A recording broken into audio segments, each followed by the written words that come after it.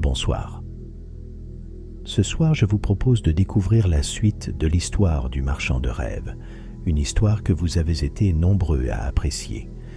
Mais rassurez-vous, il n'est pas nécessaire d'avoir écouté la première partie pour profiter de celle-ci. Toutefois, si vous souhaitez commencer par la partie 1, le lien est dans la description de cette vidéo.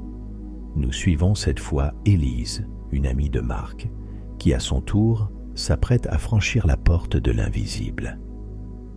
Un voyage intérieur, fait de douceur, de mystère et peut-être d'un peu de magie. Bonne écoute et douce nuit. Marc n'était plus tout à fait le même homme qu'il avait été autrefois. Il y a encore quelques années, sa vie était un tourbillon incessant. Réunions, appels, échéances impossibles, nuits blanches. Il s'approchait dangereusement du point de rupture quand un soir, par hasard ou peut-être par destin, il avait poussé la porte d'une petite boutique oubliée au détour d'une ruelle. Une boutique appelée Le Marchand de Rêves. Ce lieu, presque irréel, abritait un vieil homme à la barbe blanche nommé Elias, qui lui avait offert des fioles contenant des rêves capables d'apaiser l'esprit, de raviver la créativité, de guérir les blessures les plus profondes. Chaque fiole était un voyage intérieur, un miroir de l'âme. Grâce à eux, Marc avait retrouvé équilibre, sommeil et confiance. Et surtout, il avait retrouvé lui-même. Mais cela faisait maintenant plusieurs mois qu'il n'avait pas revu la boutique, ni Elias. Il avait essayé de retrouver le lieu, en vain. La ruelle n'existait plus, ou peut-être n'avait-elle jamais existé. Il avait fini par accepter que ce voyage n'était peut-être qu'un songe symbolique, un passage initiatique. Et pourtant, quelque chose en lui soufflait que ce n'était pas terminé. Ce soir-là, il retrouvait Élise, une amie de longue date qu'il n'avait pas vue depuis plusieurs années. Il s'était installé à la terrasse d'un petit café discret, à l'abri du tumulte de la ville. Le soleil déclinait doucement, et l'air était chargé de cette chaleur douce des fins de journée d'été. « Tu as changé, Marc, » dit-elle avec un sourire. « Tu sembles en paix, moins sur la défensive. » Marc sourit en retour. « J'ai vécu quelque chose d'un peu fou, » répondit-il. « Une expérience que je n'arrive toujours pas à expliquer complètement. » Il hésita un instant, puis se lança. Il lui parla du marchand de rêves, de la boutique introuvable, des fioles, des rêves incroyablement vivants, puissants, transformateurs. Il parla des guides qu'il avait rencontrés dans ses rêves, des paysages symboliques, des émotions révélées, de la clarté retrouvée. Il lui parla de ce vieil homme, Elias, qui semblait tout savoir sans jamais juger. Élise l'écoutait, silencieuse, le regard un peu perdu dans le vide. « C'est incroyable ce que tu racontes. C'est beau. » Puis elle ajouta, après un silence, « Tu sais, je rêve souvent de vivre quelque chose comme ça. Mais je ne suis pas sûr que j'y croirais si ça m'arrivait. » Elle eut un petit rire, teinté d'incrédulité. Marc haussa les épaules. « Peut-être. Mais peu importe. Ce que j'ai vécu m'a changé. Et j'aimerais que tu puisses vivre quelque chose d'aussi fort. J'ai cherché cette boutique partout. Elle n'a jamais reparu. » Ils se quittèrent en se promettant de se revoir très vite. Quelques jours plus tard, Élise rentrait du travail. Une journée comme les autres, longue, épuisante et sans grande surprise. Elle avait pris l'habitude de passer par le parc pour couper du béton et du bruit.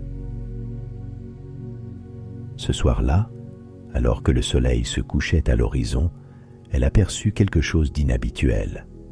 Une petite roulotte, installée là où la veille encore, il n'y avait rien.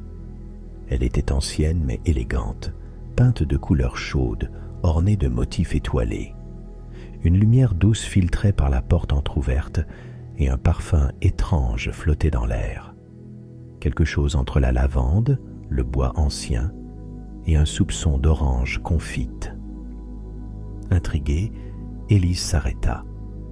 Une inscription gravée au-dessus de la porte attira son regard. Le marchand de rêves. Son cœur fit un bond. Elle repensa à Marc, à son histoire, et sans vraiment savoir pourquoi, comme poussée par un élan inexplicable, elle avança vers la roulotte. Élise se tenait devant la roulotte, immobile. Quelque chose en elle hésitait.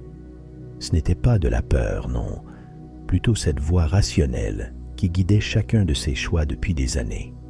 Celle qui l'avait aidé à avancer dans ses études, à bâtir une carrière, à traverser des périodes d'incertitude avec méthode et contrôle. Mais ce soir-là, cette voix semblait étrangement lointaine, étouffée. Elle poussa la porte. L'intérieur de la roulotte était petit, mais merveilleusement chaleureux. Des tapis moelleux recouvraient le sol et des lanternes suspendues diffusaient une lumière dorée et douce. L'odeur était un peu différente. C'était désormais plus un parfum d'épices légères, de cire d'abeilles et de fleurs séchées qui enveloppaient l'espace comme un cocon. Des dizaines de fioles étaient alignées dans des niches taillées dans les murs en bois, chacune irisée de reflets changeants. Derrière un comptoir circulaire se tenait un homme. Il portait une veste en velours grenat et sa barbe blanche, soigneusement taillée, lui donnait l'allure d'un conteur ancien. Mais ce furent surtout ses yeux qui la frappèrent, lumineux, malicieux et paisibles. Il la salua avec un sourire tendre. « Bienvenue, Élise. » Elle tressaillit légèrement. Il y avait dans sa voix quelque chose de calme, mais aussi d'inattendu, de familier. « Vous ?» Elle s'interrompit, le cœur battant un peu plus vite. Marc lui avait dit qu'Elias connaissait son prénom sans qu'il lui ait donné. Elle l'avait écouté sans vraiment y croire. « Vous connaissez mon prénom » souffla-t-elle, plus pour elle-même que pour lui. Elias sourit avec cette douceur tranquille qui semblait tout comprendre. « Je suis Elias, et cela fait bien longtemps que je tente de me mettre sur ton chemin. » Élise le regarda, méfiante, sans savoir si elle devait sourire ou partir immédiatement. « Comment ça, vous essayez ? Tu ne m'as jamais vu, mais j'étais là. Ou du moins, j'essayais de l'être. Ton esprit est très organisé, très analytique. Tu dissèques le monde.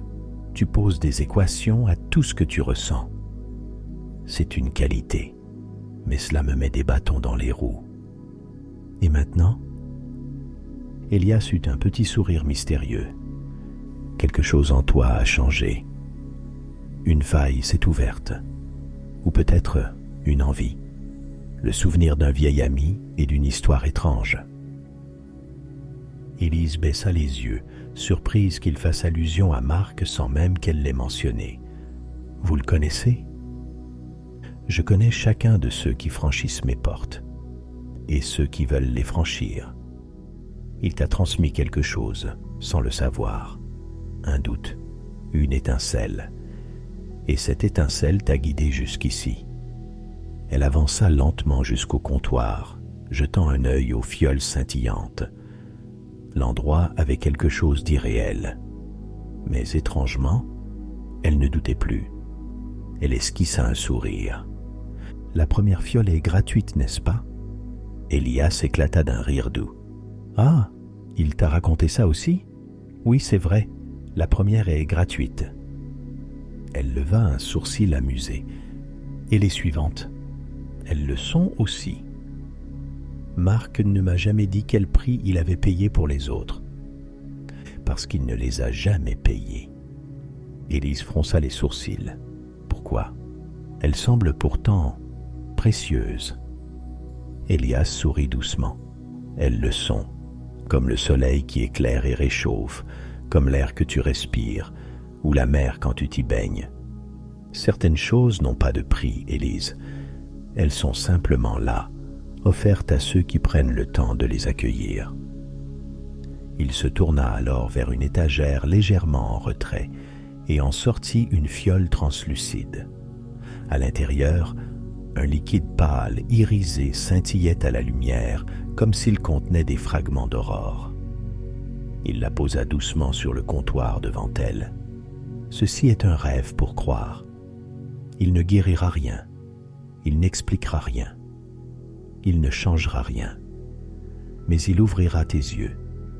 Il te rappellera quelque chose que tu n'as pas oublié, mais que tu as cessé de voir. Élise prit la fiole du bout des doigts, comme si elle tenait un secret fragile.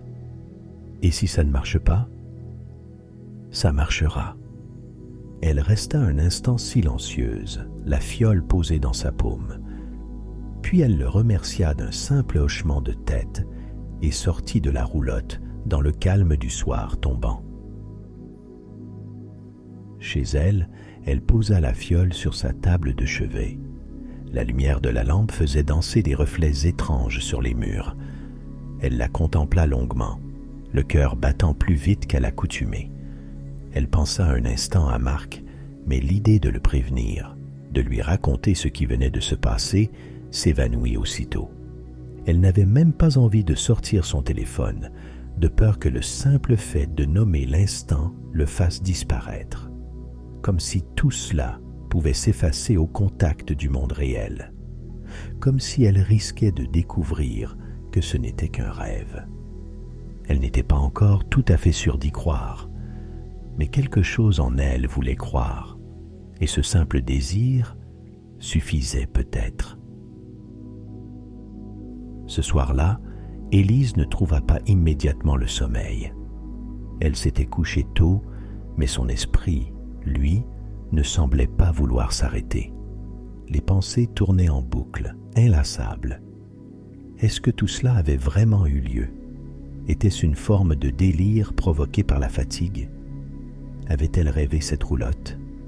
Et cet homme étrange, Elias, l'avait-elle inventé à partir des récits de Marc, nourris par un besoin inconscient de croire? Elle se retourna plusieurs fois dans son lit, cherchant une position, un silence intérieur, un point d'ancrage. Son regard tomba alors sur la fiole, posée sur la table de chevet. Même éteinte, elle semblait rayonner faiblement dans l'ombre. Une lueur douce, ondoyante, presque bioluminescente, dans des tons nacrés. Elle projetait sur les murs des reflets légers, mouvants, comme ceux d'une veilleuse dans la chambre d'un enfant. Un ballet silencieux et hypnotique. Élise se laissa lentement happer par cette lumière. Ses pensées ralentirent, les questions s'estompèrent. Elle fixa les ombres jusqu'à ce que ses paupières deviennent trop lourdes, et le sommeil l'enveloppa. Elle ouvrit les yeux dans un lieu irréel. La lumière était pâle, presque cristalline, comme celle d'un matin de givre. Autour d'elle s'étendait une ville silencieuse, étrange, d'une beauté fragile. Chaque bâtiment, chaque arbre, chaque détail semblait taillé dans du verre pur. Le sol sous ses pieds scintillait doucement, comme du sable de cristal. Même l'air avait une texture particulière, vibrante, pleine de transparence. Et les gens, ils étaient là, partout autour d'elle, marchant avec lenteur, des silhouettes humaines translucides, aux contours parfaits. Leur corps de verre laissait voir ce qu'ils ressentaient. Des lueurs dorées pulsaient dans leur poitrine, des nuages violacés flottaient parfois dans leurs bras, des éclats de lumière filaient dans leurs jambes comme des étincelles d'énergie. Chaque être brillait à sa manière. Élise les regardait, émerveillée, mais en baissant les yeux sur son propre corps, elle sentit une gêne glacée lui parcourir l'échine. Elle était opaque. Son corps n'émettait rien. Pas de reflet, pas de lumière. Une forme mate, sans éclat, comme si la transparence lui avait été refusée. Autour d'elle, les autres passaient sans la voir. Ils ne semblaient pas l'ignorer volontairement. Simplement, elle n'existait pas vraiment pour eux. Un sentiment de solitude monta lentement, insidieusement. Elle marcha dans les rues de verre, cherchant un regard, une main tendue, un signe. Mais tout glissait autour d'elle, fluide et indifférent. Elle s'arrêta au bord d'un bassin limpide et s'assit, son reflet flou et sombre se dessinant à peine dans l'eau immobile. Une voix douce rompit le silence. Élise se retourna.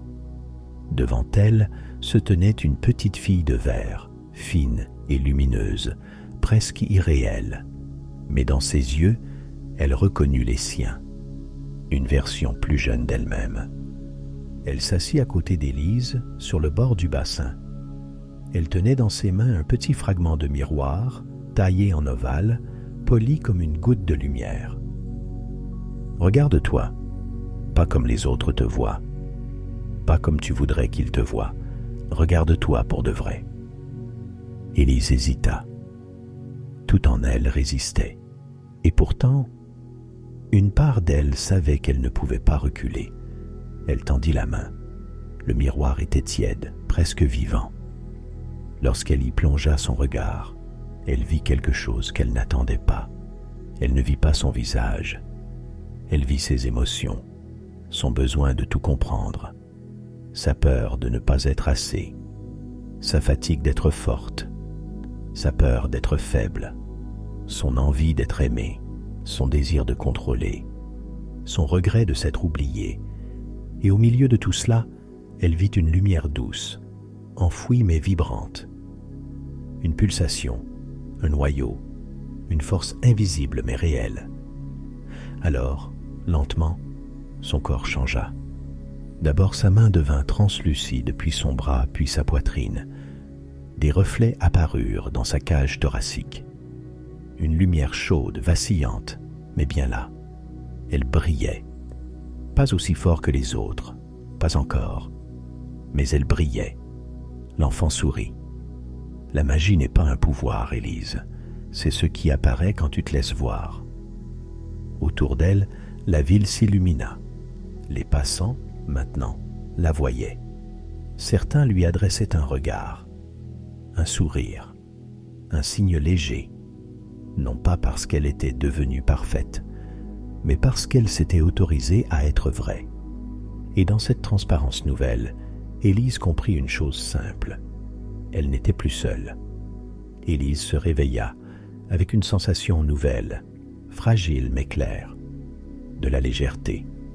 Quelque chose en elle s'était déplacé, imperceptiblement. Le poids sur sa poitrine semblait un peu moins lourd, sa respiration un peu plus fluide.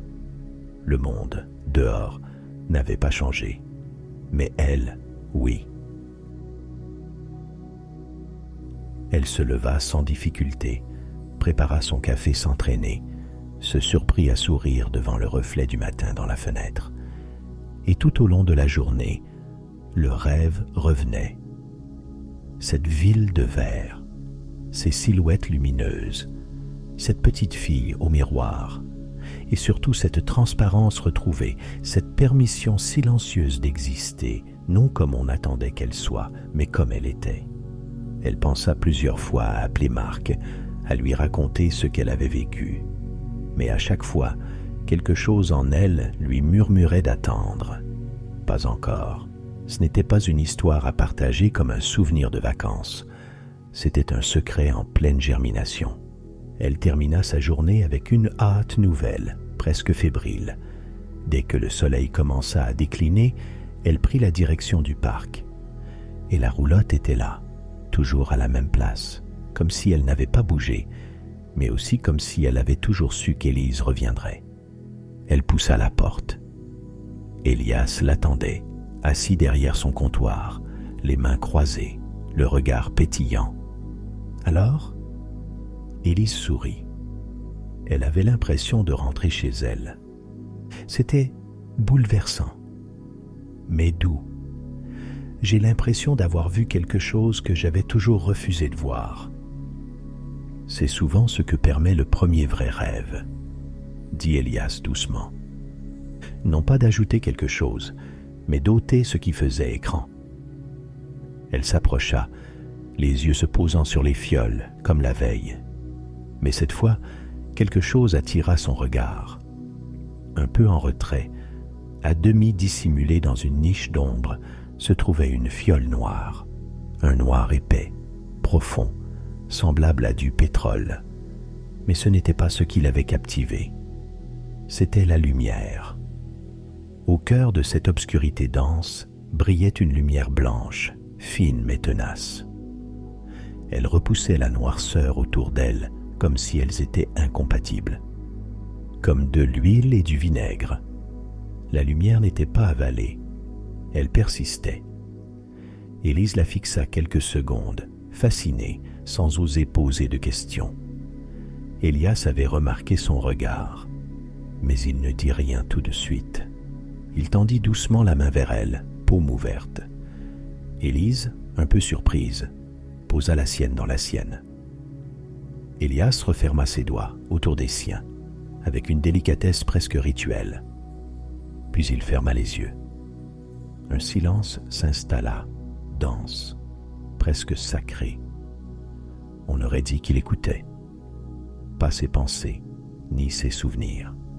Quelque chose de plus profond, comme s'il cherchait le rythme secret de son cœur, ou qu'il sondait les courants invisibles qui traversaient son être. Son visage était calme, presque grave, comme s'il attendait qu'une réponse lui vienne, d'un lieu que les mots ne peuvent pas nommer. Puis, lentement, il rouvrit les yeux. « Tu as besoin de cesser de lutter », dit-il simplement. Il relâcha doucement sa main, se tourna vers une étagère proche et en sortit une fiole pâle, presque translucide. Le liquide en son sein ondoyait doucement, comme de l'eau tiède. Il semblait respirer lentement, comme une mer calme sous un ciel d'été, une invitation au relâchement. « Celle-ci est pour toi ce soir, » dit Elias. « Elle ne cherche pas à te montrer quoi que ce soit. Elle ne t'ouvrira pas un labyrinthe, ni ne réveillera de vieilles douleurs. Elle va simplement t'apprendre à te laisser porter. » Élise prit la fiole avec précaution, touchée sans savoir pourquoi. Elle sentit que, cette fois, le rêve ne viendrait pas pour lui enseigner quelque chose, mais pour lui permettre d'oublier ce qu'elle croyait devoir être. Elle ne dit rien. Elle n'en avait pas besoin. Elle serra doucement la fiole contre elle et quitta la roulotte dans la lumière tombante, le cœur apaisé. Ce soir-là, elle ne se demandait pas ce qu'elle allait découvrir. Élise entra dans sa chambre, encore bercée par les mots d'Elias. Elle tenait la petite fiole pâle dans le creux de la main, comme on tiendrait une plume fragile ou une promesse silencieuse. Elle ouvrit le flacon. Une odeur légère s'en échappa, indéfinissable, comme celle d'un souvenir heureux oublié depuis longtemps. Elle approcha l'embout de l'oreiller et versa doucement quelques gouttes. Le liquide, presque translucide, s'infiltra dans le tissu sans bruit, mais sa lumière douce subsista quelques instants. Un halo nacré se répandit, projetant sur les murs des reflets lents et ondulants, semblables à ceux d'une rivière sous la lune.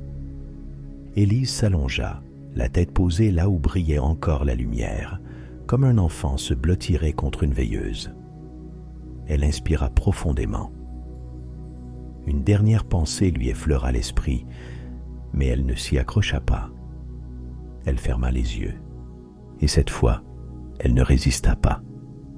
Le sommeil l'avait prise sans résistance, comme si son corps avait compris ce que son esprit n'osait pas encore faire, lâcher. Quand Élise ouvrit les yeux, elle était déjà assise dans un canoë de bois clair, parfaitement stable, au milieu d'une large rivière. L'eau était transparente, vivante, lumineuse. Elle scintillait d'un bleu profond qui semblait pulser avec le rythme de son cœur. Le courant glissait doucement, mais avec force. Pas un torrent, plutôt un appel silencieux, irrésistible. Sur les bords, une forêt dense s'étendait à perte de vue. Le ciel, immense, était couvert de nuages lents et paisibles, Il n'y avait aucun bruit, sauf celui de l'eau qui chuchotait. Avance, avance, avance. À ses pieds, dans le canoë, se trouvaient 2 rames attachées par une corde. Elle les observa puis regarda le courant, et sans trop savoir pourquoi, elle les détacha, les prit en main, et commença à ramer à contre-courant. Cela lui semblait naturel, presque évident. Il fallait faire des efforts, non? Il fallait avancer, même si c'était difficile, même si ça n'avait pas beaucoup de sens. Une voix résonna alors derrière elle, pas une voix extérieure, une voix intérieure, familière. « Pourquoi tu rames à contre-courant » Elle regarda autour d'elle. Il n'y avait personne, mais elle répondit quand même. « Parce que c'est ce qu'on m'a appris. Il faut mériter d'avancer. » Et la rivière, doucement, devint plus agitée. Le courant s'intensifia doucement, les arbres se mirent à trembler légèrement. Des images surgirent de l'eau comme des souvenirs. Une petite Élise, concentrée sur ses devoirs, pendant que les autres jouaient dans la cour. Une adolescente s'obligeant à suivre un cursus exigeant parce qu'il était valorisant. Une jeune femme disant oui à un poste stressant qu'elle ne désirait pas vraiment, mais qui faisait briller son CV. Elle continuait à ramer. Ses bras devenaient lourds. Rien de ce que tu veux n'est en amont. Rien. Ce que tu cherches t'attend plus bas. Elle ferma les yeux. Elle avait envie de pleurer, mais pas de tristesse, de soulagement. Alors, elle lâcha la 2e rame. Juste ça. Elle posa les mains sur les bords du canoë, s'assit droite et laissa faire. Le courant la prit aussitôt, la tourna doucement, comme un parent guide un enfant, et l'emmena dans le bon sens. La forêt se fit plus douce, plus ouverte. Les oiseaux chantaient. Elle sentit alors un frisson dans sa poitrine, un immense soulagement, pas l'euphorie, pas la fierté, juste un soulagement simple qu'elle n'avait pas ressenti depuis longtemps. Elle se coucha doucement au fond du canoë, les bras ouverts. Le ciel au-dessus d'elle était immense, le courant la portait. Et pour la première fois de sa vie, Élise n'avait rien à faire. Juste être là et se laisser bercer par la vie, et cela suffisait. Alors, une voix s'éleva, douce comme une brise. Fais confiance à la rivière, c'est toi qui l'as créée. Chaque désir, chaque choix, chaque émotion que tu as ressentie, l'a dessinée, façonnée, rendue vivante. Le canoë glissait sans bruit, et la lumière dans le ciel semblait danser avec elle. Si tu te laisses aller dans le sens du courant, si tu écoutes tes pensées et tes émotions, tu éviteras les rochers et tu passeras un merveilleux moment sur la rivière. Élise ferma les yeux, le cœur tranquille. Elle n'avait plus besoin de lutter. Elle n'avait plus besoin de comprendre. Elle n'avait plus besoin de prouver. Elle avait juste à suivre le courant qu'elle avait elle-même tracé. Et tout irait bien. Élise se réveilla dans une paix qu'elle n'avait jamais connue. Il n'y avait ni précipitation, ni pensée urgente, juste une sensation de fluidité, de douceur intérieure. Elle était encore allongée, mais déjà éveillée, et son corps entier semblait flotter dans un calme profond. Elle se redressa lentement, posa les pieds au sol, et resta un moment assise au bord du lit. Un sourire lui vint sans qu'elle le commande. Elle n'avait pas rêvé d'un lieu, elle avait rêvé d'un état. Et cet état était resté avec elle, comme une empreinte invisible. Elle s'habilla sans hâte, se fit un thé, s'arrêta un instant pour regarder la lumière du matin sur les feuilles. Tout semblait plus clair, plus simple, plus beau. Ce n'est qu'en fin d'après-midi qu'elle retourna au parc. Elle prit exactement le même chemin, suivit les mêmes pas qu'elle avait empruntés la veille. Mais à l'endroit où se dressait la roulotte, il n'y avait rien, Rien, pas même une trace de roue, pas une empreinte, pas un parfum, juste un espace vide, redevenu normal. Elle resta immobile un moment, pas triste, pas déçue, simplement silencieuse. Elle comprenait maintenant.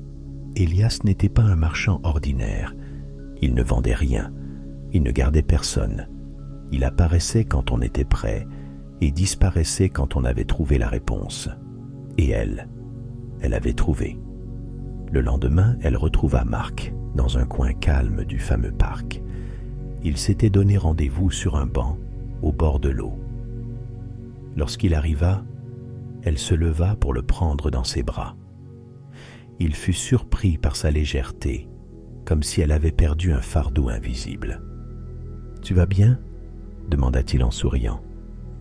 Élise s'assit, les mains posées sur ses genoux. Elle regardait le petit étang devant eux, où les canards laissaient des sillons paisibles derrière eux. « Mieux que bien, » dit-elle simplement, les yeux perdus dans les reflets de l'eau. Un sourire se dessina doucement sur ses lèvres. « J'ai croisé quelqu'un l'autre jour, » ajouta-t-elle, presque comme une confidence. Puis, après un léger silence, « Il te passe le bonjour. » Marc la regarda. Il ne posa aucune question. Il n'avait pas besoin. Elle vit dans ses yeux qu'il avait compris, et cela leur suffit. J'espère que vous avez apprécié cette suite. Je vous dis bonne nuit et à bientôt pour de nouvelles histoires.